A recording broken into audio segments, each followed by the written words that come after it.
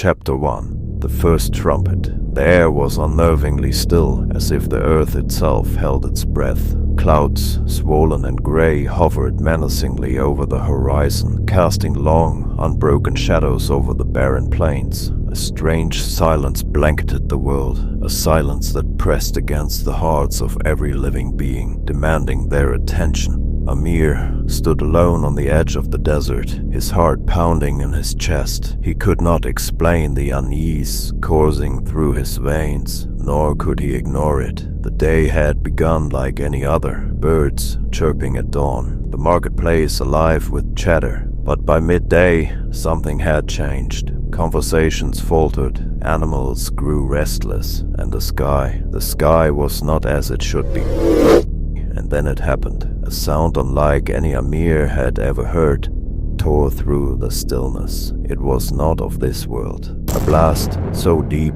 and powerful that the very ground beneath him trembled. He dropped to his knees, his hands clutching his ears as the vibrations coursed through him. The sound seemed to come from everywhere and nowhere at once.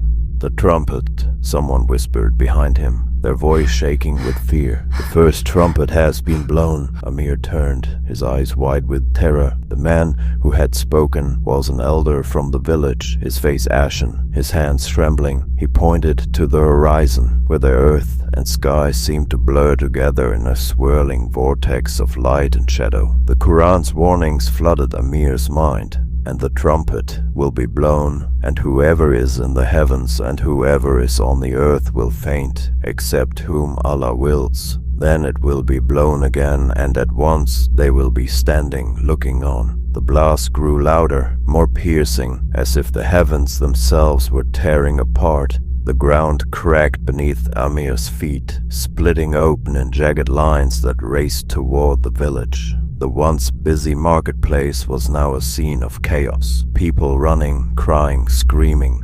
Amir's breath hitched as he saw the mountains in the distance crumble like sandcastles before a relentless tide. The very fabric of the earth seemed to be unraveling, and yet this was only the beginning. "Is this it?" Amir whispered to himself, his voice barely audible over the cacophony. "Is this the end?" A sudden gust of wind tore through the desert, carrying with it a haunting sound, like 1,000 voices crying out in unison. Amir's eyes darted to the sky, where the clouds began to part, revealing an otherworldly brilliance. And then he saw it, a figure, cloaked in light, descending from the heavens, its radiance blinding yet impossible to look away from. The world seemed to hold its breath once more as every living soul turned their eyes upward.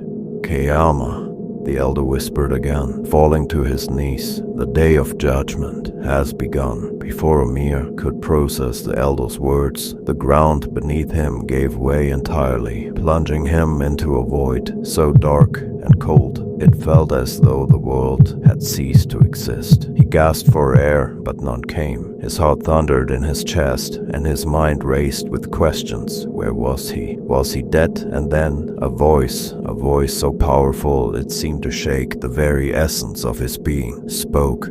"Amir," it called, deep and resonant. "Your deeds have been weighed."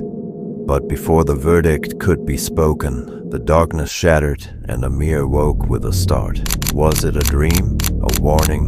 The sound of the trumpet lingered in his ears, a chilling reminder that one day it would not be a dream. And that day was closer than anyone imagined.